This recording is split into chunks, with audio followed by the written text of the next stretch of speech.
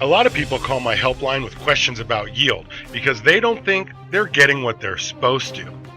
That's why I always tell you yield is based on light and quality is based on grower talent, because in the photosynthesis equation, plants use light for energy and combine water and CO2 to make sugar and oxygen.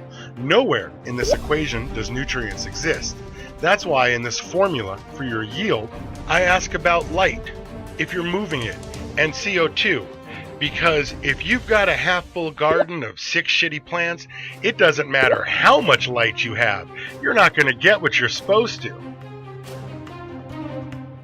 And even though I always tell you you're going to get a half pound on average from a 400, on average a pound from a 600, and a pound and a half on average from 1,000, there are a couple of other things that you have to consider, like rotations. Do you have a 1, 2, or 3 light rotation?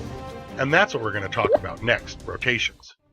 And while yield is based on light and quality on grower talent, how often you're going to get that yield is based on your rotation, whether that's a 1, 2, or 3 light rotation. Because I don't care how many plants you have, you got to have the space, because you can't put a 1,000-watt yield in a 400-watt space.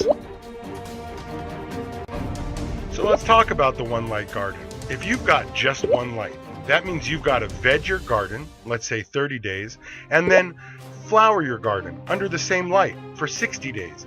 That means your garden is running consecutive. First veg, then flower, so we have to add them together. If you've got a 1,000-watt light, that means you're going to get a pound and a half, but it's going to take you 90 days. But if you have a 2-light garden, where the veg and the flower can happen concurrently, well then you're going to get the same yield in 30% less time.